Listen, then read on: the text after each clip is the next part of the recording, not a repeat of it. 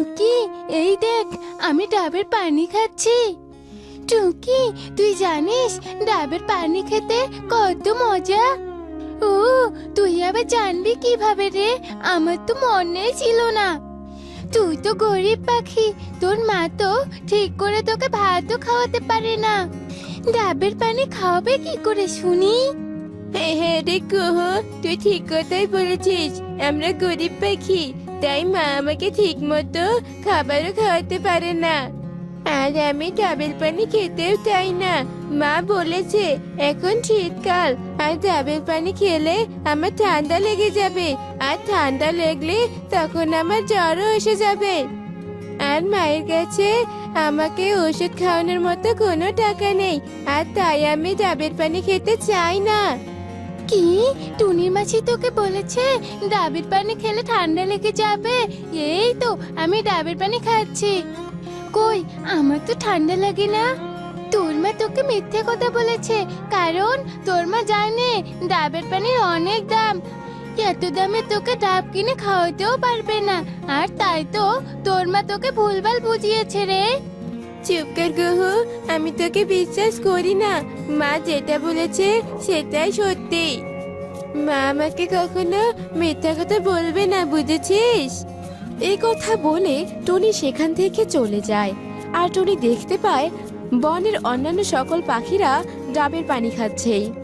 সেটা দেখে টুকি ভাবতে থাকে, এ কি, বনের অন্যান্য পাখিরাও তো দেখছি ডাবের পানি খাচ্ছে, তাদের তো কিছুই হচ্ছে না। তবে কি কুহুর কথা সত্যি? মা আমাকে মিথ্যা কথা বলেছে।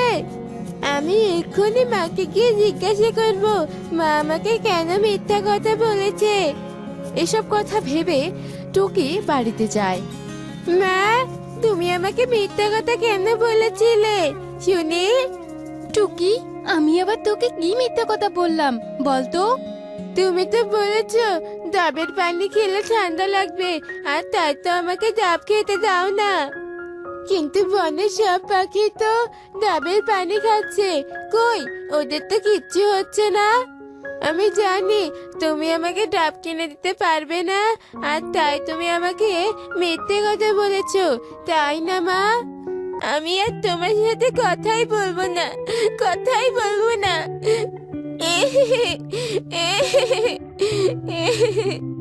মা, টুকি, তুই আবার মন খারাপ করে থাকিস না মা। এই খাবারগুলো খেয়ে নে, না খেলে যে অসুস্থ হয়ে পড়বি।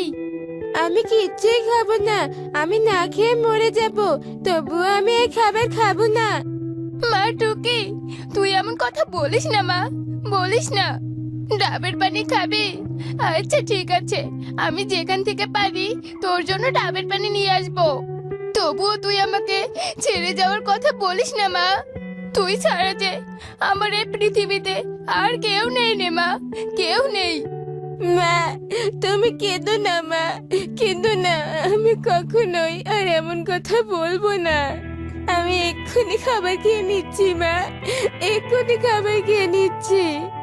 এরপর টুকি খাবার খেয়ে নেয়, আর টুনি তার মেয়ের জন্য ডাব খুঁজতে বেরিয়ে পড়ে।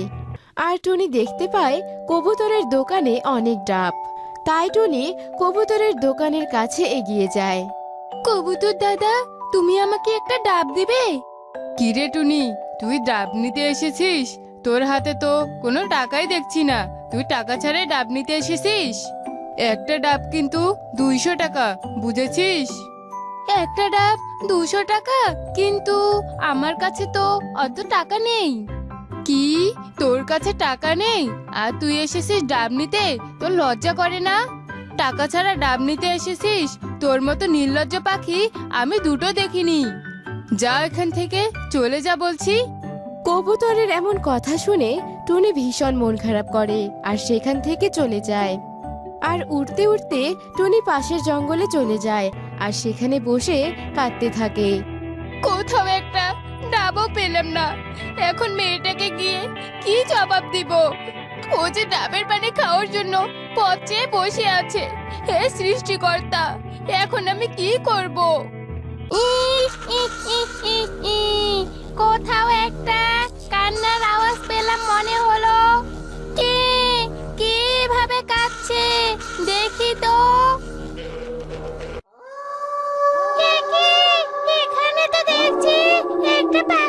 কান্না করছে। কি হয়েছে তোর? তুই এভাবে গভীর জঙ্গলে এসে কাঁদছিস কেন? বল তো আমাকে। কে কে কে কে এখানে? কে এভাবে কথা বলছো? এ কি? এ তো দেখছি পেতনি। তুই ভয় পাস না, আমি তোর কোনো ক্ষতি করব না। তোর কি হয়েছে আমাকে খুলে বল তো। পেতনি, তোমাকে আর দুঃখের কথা কি বলবো? আমি যে এক হতভাগিনী মা, মেয়ের সামান্য আবদার আমি যে পূরণ করতে পারি না। এরপর টুনি পেতনিকে তার সব কষ্টের কথা খুলে বলে। সবকিছু শুনে পেতনি বলতে থাকে, আহারে, তোর তো দেখছি অনেক কষ্ট। কাঁদিস না, তুই আমার সাথে আয়, আমি তোর সব দুঃখ কষ্ট দূর করে দেব। এখন চল, আমি তোকে একটা জায়গায় নিয়ে যাব। এ কি পেতনি, তুমি আমাকে কোথায় নিয়ে যেতে চাচ্ছ? আমার সাথে গেলে তুই ঠিকই বুঝতে পারবি আমি তোকে কোথায় নিয়ে যাচ্ছি। পেতনির মুখে এমন কথা শুনে টুনি আর কিছু না বলে পেতনির পিছু পিছু হাঁটতে থাকে। আর হাঁটতে হাঁটতে পেতনি টুনিকে একটি ডাব গাছের বাগানে নিয়ে যায়। এ কি পেতনি, তুমি আমাকে ডাব গাছের বাগানে নিয়ে এলে কেন? আর এটা কার বাগান? এটা হচ্ছে আমার ডাব গাছের বাগান। কিন্তু তুমি আমাকে এই বাগানে নিয়ে এলে কেন? আমি তোকে সাহায্য করতে এই বাগানে নিয়ে এসেছি। তুই এই ডাব গাছ থেকে ডাব পেড়ে নিয়ে যা আর বাজারে বিক্রি করবি। দেখবি তোর আর কোনো অভাব থাকবে না। তুমি এসব কি বলছো? আমি এখান থেকে ডাব নিয়ে যাব? হ্যাঁ, তুই এখান থেকে প্রতিদিন ডাব নিয়ে যাবি, বুঝেছিস? এই ডাব আমার কোনো কাজেই আসে না। যে যখন পায় এই ডাব বাগান থেকে ডাব পেড়ে নিয়ে যায়। আর তোর তো অনেক কষ্ট, তাই বলছিলাম কি এখান থেকে ডাব নিয়ে তুই বাড়িতে যা আর বাজারে বিক্রি করিস। তোমাকে অনেক ধন্যবাদ পেতনি, তোমার এই উপকার আমি কোনোদিনও ভুলবো না। এই কথা বলে টুনি ডাব গাছ থেকে কিছু ডাব পেড়ে নিয়ে বাড়িতে চলে যায়। মা, মা, তুমি এসেছো মা? একি, তুমি এতগুলো ডাব কোথায় পেলে মা? তোমার কাছে তো কোনো টাকা ছিল না। হ্যাঁ রে মা, আমার কাছে কোনো টাকা ছিল না, কিন্তু আজকে একটা অবাক কাণ্ড ঘটে গেছে রে মা। কি বলছো মা? অবাক কাণ্ড ঘটেছে? আমাকে সব বলো তো দেখি। এরপর টুনি সবকিছু টুকিকে খুলে বলে। আর টুনি একটি ডাব কেটে টুকিকে খেতে দেয়। এই নে মা, ডাবের পানিটুকু খেয়ে নে, আর বাকি ডাবগুলো আমি বাজারে নিয়ে গিয়ে বিক্রি করে আসি। মা, তুমি এখন থেকে প্রতিদিন ডাব বিক্রি করবে? তাহলে তো আমাদের আর কোনো অভাবে থাকবে না। আর বনের কেউ আমাদের গরিব পাখি বলে অপমানও করতে পারবে না মা। হ্যাঁ রে মা, তুই ঠিক কথাই বলেছিস। এখন থেকে আমি পাশের বন থেকে রোজ ডাব নিয়ে আসবো আর বাজারে বিক্রি করব। এরপর টুনি ডাবগুলো নিয়ে বাজারে চলে যায় আর ডাব বিক্রি করে কিছু সবজি আর একটি বড় ইলিশ মাছ নিয়ে বাড়িতে আসে। ও মা, এটা দেখছি ইলিশ মাছ। আজ আমি তবে বেশ মজা করে ইলিশ মাছ খাবো। কি মজা, কি মজা। হ্যাঁ রে মা, তোর জন্যই তো আমি ইলিশ মাছ নিয়ে এসেছি। আমি জানি আমার মেয়েটা কত ইলিশ মাছ পছন্দ করে। এখন আমি যাই, তাড়াতাড়ি রান্নাটা করে আসি। এরপর টুনি ইলিশ মাছ রান্না করে নিয়ে আসে। টুকি বেশ মজা করে ইলিশ মাছ খেতে থাকে। আর এরপর থেকে টুনি প্রতিদিন পাশের বন থেকে ডাব পেড়ে নিয়ে আসতো আর সেগুলো বাজারে বিক্রি করে টুনি তার মেয়ে টুকিকে নিয়ে বেশ সুখে শান্তিতে দিন কাটাতে থাকে। বৃন্দাবন জঙ্গলে এক গরিব টোনাটুনি বাস করত। তাদের ছিল একটি মাত্র মেয়ে। টোনা নদীতে মাছ ধরে যা টাকা রোজগার করত তা দিয়ে কোনো রকমে কাটছিল তাদের দিন। গিন্নি, ও গিন্নি, আমি নদীতে মাছ ধরতে গেলাম গো। তুমি আমাদের মেয়েটাকে চোখে চোখে রেখো কেমন? আজকাল দুষ্ট ঈগলের যা উৎপাত হয়েছে, তাতে তো ছানাদের বড় করা ভারী মুশকিল হয়ে পড়েছে। তুমি ঠিকই বলছো টোনা। এই তো 2 দিন হলো শালিক দিদির মেয়েকে খুঁজে পাওয়া যাচ্ছে না। অনেকেই নাকি দেখেছে ওই শয়তানি গোল ওকে ধরে নিয়ে যেতে। সে কি সর্বনাশ! হ্যাঁ, ওই জন্যই তো বলছি মেয়েকে একটু চোখে চোখে রেখো। টোনাটুনি যখন এসব কথা বলছিল এমন সময় তাদের মেয়ে টুনটুন সেখানে আসে। বাবা, ও বাবা, তুমি আমার জন্য চকলেট কিনে নিয়ে আসবে বাবা। আমার চকলেট খেতে খুব ইচ্ছে করছে। হ্যাঁ রে মা, নিয়ে আসবো। টোনা, তুমি কেন মেয়েকে মিথ্যে আশ্বাস দিচ্ছ বলো তো? আমাদের নুন আনতে পান্তা ফুরোয়, মাছ বিক্রি করে বাড়ির বাজারটাই ঠিক মতো হয় না, তাহলে চকলেট আনবে কি করে? মা টুনটুন, ছোটদের চকলেট খাওয়া যায় না রে মা, তাতে যে পোকা হবে। আমি চকলেটের কথা বললে তুমি তাতে পোকা হওয়ার কথা কেন বলো মা? কই কুহু পারুন, এদের তো দাঁতে পোকা হয় না। সে ওদেরও তাতে পোকা হয়, তুই জানিস না। এখন অত কথা না বলে ঘরে চল, আর তোর বাবাকে কাজে যেতে দেশো না। এরপর টোনা নদীর দিকে রওনা দেয়। ওই নদীতেই বাস করত এক জলপরি আর তার ছোট্ট মেয়ে। আমার সোনা মেয়েটা কোথায় গেল রে? সারাদিন শুধু খেলা আর খেলা, তাই না? খাবার খেতে হবে না বুঝি? না মা, আমার কোনো খিদে নেই। চারদিকে এত জল দেখে আমার ভীষণ আনন্দ লাগছে মা। আহা, কি আনন্দ আকাশে বাতাসে। মা, তুমি এখন যাও তো, আমাকে আরেকটু জলে খেলতে দাও। পাগলি মেয়ে আমার, আচ্ছা তুই খেল, কিন্তু ভুলেও নদীর কিনারায় যাবি না। তুই অনেক ছোট রে মা, কোনো বিপদে পড়লে কে বাঁচাবে বলতো? এসব বলে জলপরি সেখান থেকে চলে যায়। আর জলকন্যা জলের তলায় জল নিয়ে খেলতে থাকে। খেলতে খেলতে জলকন্যা যে কখন নদীর কিনারায় চলে আসে তা সে নিজেও বুঝতে পারে না। ও মা, জলের তলা থেকে তো দেখছি এসব আরো সুন্দর। এটা কি তাহলে ডাঙ্গা? কিন্তু এখানে তো কোনো জলও নেই। আবার এগুলো সবুজ সবুজ লম্বা লম্বা কি সুন্দর! আহা! জলকন্যা যখন নদীর কিনারায় এসে এসব গাছপালা মুগ্ধ হয়ে দেখছিল, এমন সময় সেই দুষ্ট ঈগলের চোখ যায় সেই জলকন্যার দিকে। আহা, এই তো আমি আমার শিকার পেয়ে গেছি। এবার এই জলপরি কন্যাকে আমি মজা করে খাবো। এসব বলে ঈগল জলকন্যাকে ধরে নিয়ে যায় আর একটা গাছের ডালের উপরে রেখে দেয়, আর জলকন্যাকে ঠোকরাতে থাকে। এই, কে তুমি? আমাকে ছেড়ে দাও বলছি। তুমি আমাকে এভাবে ঠোকরাচ্ছ কেন? আমার খুব ব্যথা করছে। মা, বাঁচাও, আমাকে বাঁচাও। মা, আমার খুব কষ্ট হচ্ছে। মা, কোথায় তুমি? জলকন্যা যখন এভাবে কাঁদছিল তখন তার টোনার নজরে আসে। আরে, এই শয়তানি গোল ওই জলকন্যাকেও ছাড়লো না। না, একে আমার বাঁচাতেই হবে। তবে কি করি? হ্যাঁ, পেয়েছি উপায়। এরপর টোনা পাশে থাকা ছোট্ট একটা ইটের টুকরো দিয়ে ঈগলকে ঢিল ছুঁড়ে, আর ঈগল ব্যথা পেয়ে জলকন্যাকে ছেড়ে দেয়, আর জলকন্যা হপাস করে নিচে পড়ে যায়। তখন টোনা ওকে নিয়ে বাড়ির দিকে পালাতে থাকে। ব্যথায় যে আমি মরে যাচ্ছি, জীবনটা বোধহয় চলে যেত আমার। শয়তান টোনা, তোকে আমি কিছুতেই ছাড়বো না। তুই আমার শিকার আমার হাত থেকে নিয়ে পালালি, এর হিসেব তোকে দিতেই হবে। এই বলে ঈগল রাগ দেখিয়ে সেখান থেকে চলে যায়। আর অন্যদিকে টোনা জলকন্যাকে বাড়িতে নিয়ে গিয়ে টুনিকে সব বিষয়টা খুলে বলে।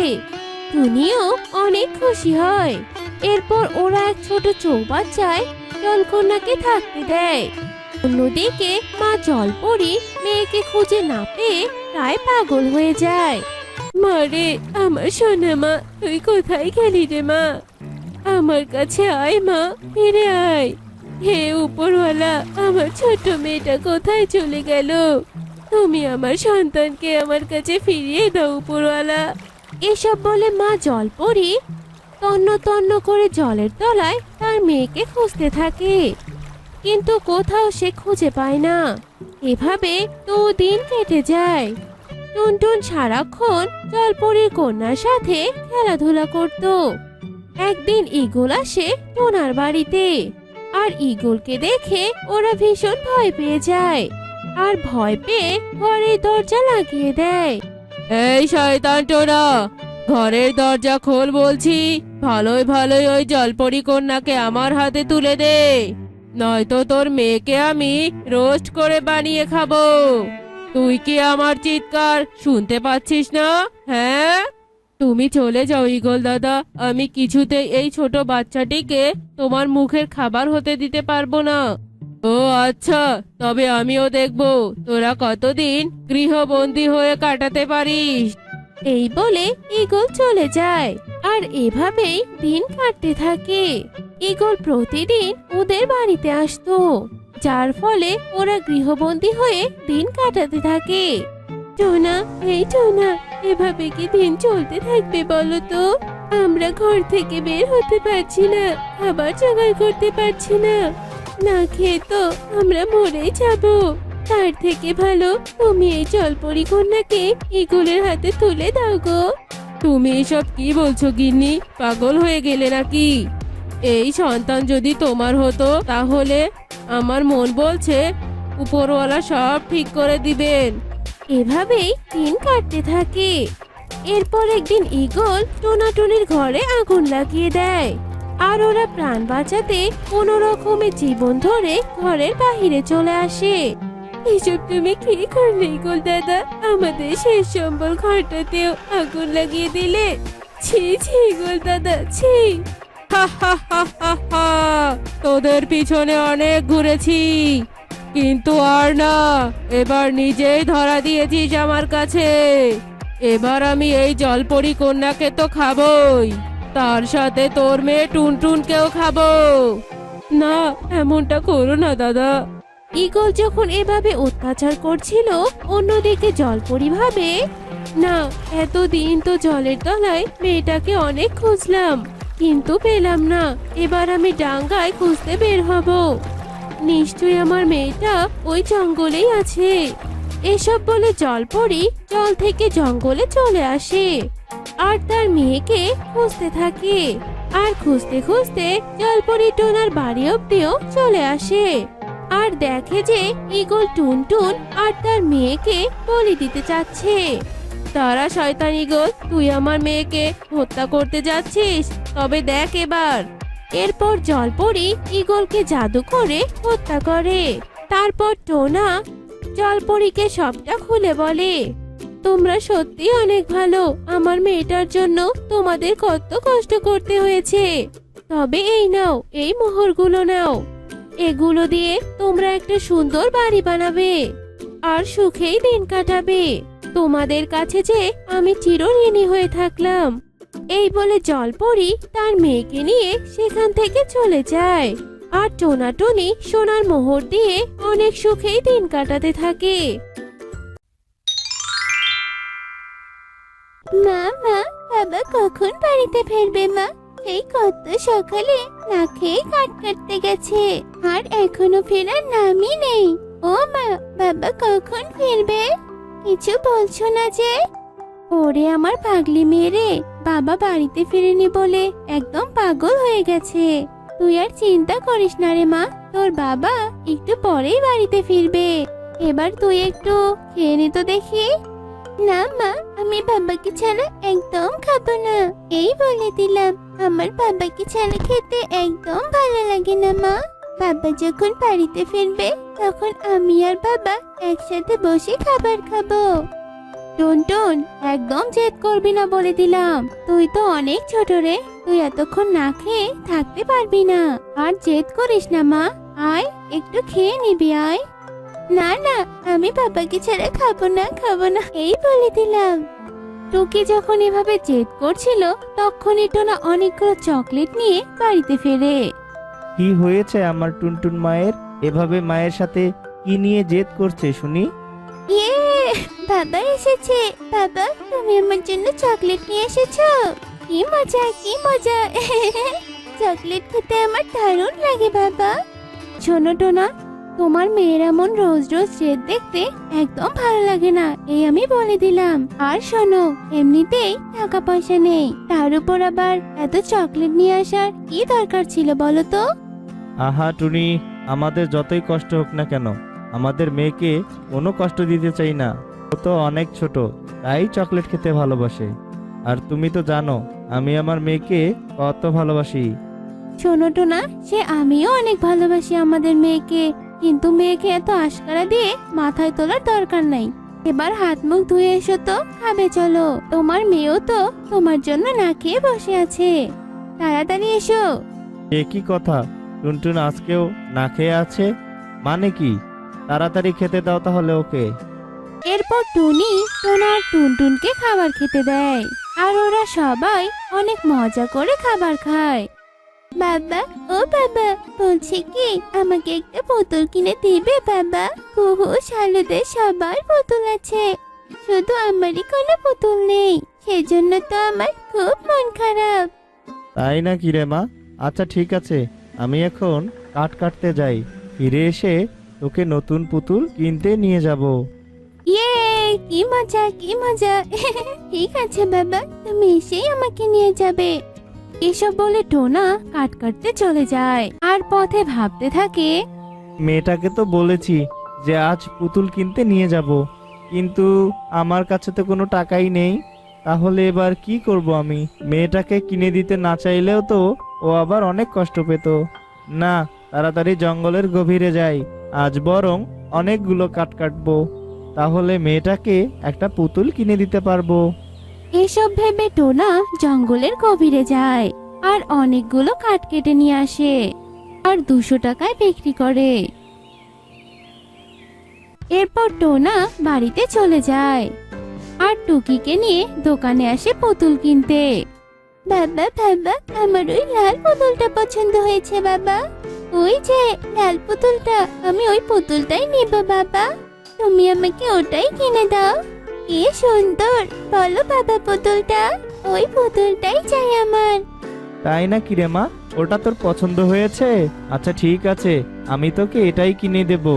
বান্টি দাদা, তোমার ওই লাল পুতুলটার দাম কত গো? টোনা দাদা, ওই পুতুলটার দাম 200 টাকা। দাদা, আর একটু কি দাম কমানো যায় না? না না টোনা দাদা, আর একটা টাকাও কমানো যাবে না, তাতেই তো আমার লস। তাহলে আর কি করার, ওই পুতুলটাই দাও, আমার মেয়ে পছন্দ করেছে, আর আমি সেটা কিনে দেব না, তা কি হয়? এরপর টোনা 200 টাকা দিয়ে টুনটুনকে সুন্দর লাল পুতুলটা কিনে দেয়। পুতুল পেয়ে টুনটুন ভীষণ খুশি হয়। এরপর ওরা বাবা মেয়ে বাড়ির দিকে রওনা হয়। পথে টুনটুন দেখতে পায় কালু কাক আমের জুস বিক্রি করছে।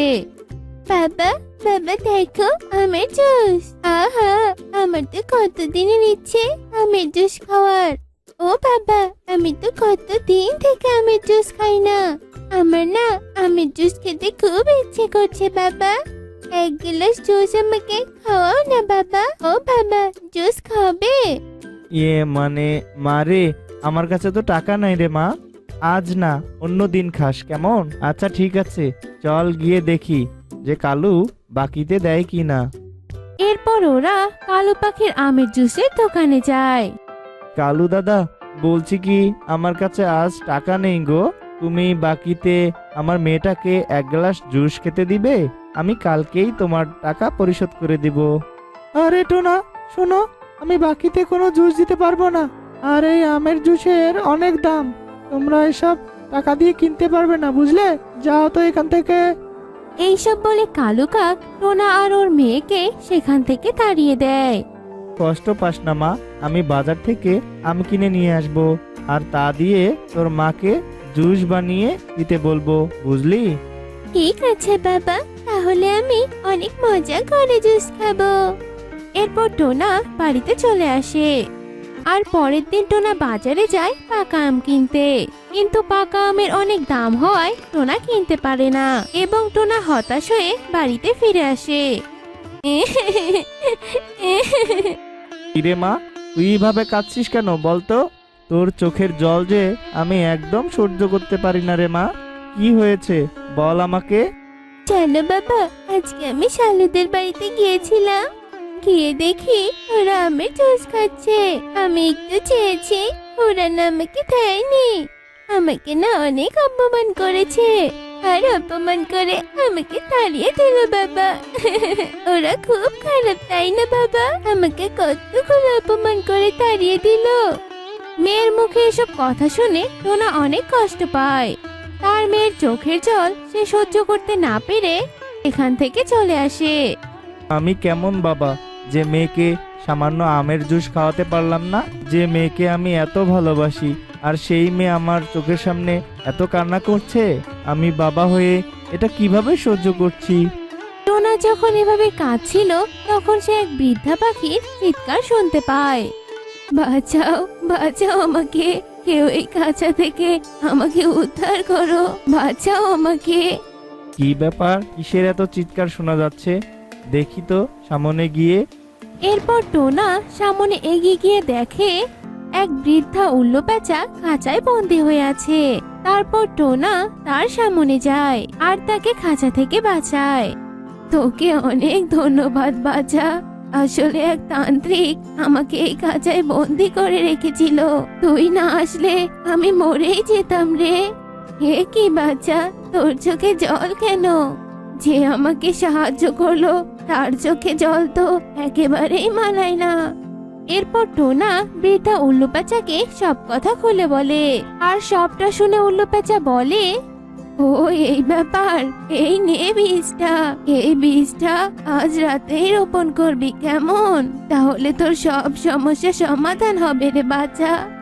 বীজটা পেয়ে টোনা অনেক খুশি হয় আর সে সেটাকে নিয়ে বাড়িতে ফিরে আসে আর রাতে রোপণ করে। আর সকালে দেখতে পায় যে একটা বড় কলা গাছ, আর সেই কলা গাছে কলা নয় বরং অনেকগুলো পাকা আম ধরে আছে। বাবা, বাবা দেখো, কলা গাছে পাকা আম। কি মজা! তবে এবার আমি আমের জুস খেতে পারবো বাবা। কি মজা হচ্ছে, আমার খুব মজা হচ্ছে বাবা। এসব দেখে টুনটুন অনেক খুশি হয়। টুনটুনকে খুশি হতে দেখে তার বাবা মাও অনেক খুশি হয়। এরপর টোনা তার মেয়েকে আমের জুস বানিয়ে খাওয়ায়। তো বন্ধুরা, আমরা এই গল্প থেকে কি শিখলাম? বাবারা এমনই হয়ে থাকে, আমাদের মুখে সামান্য হাসি ফোটার জন্য নিজে অক্লান্ত পরিশ্রম করে থাকে, নিজের সুখ, শান্তি, আনন্দ সবকিছু বিসর্জন দেয়।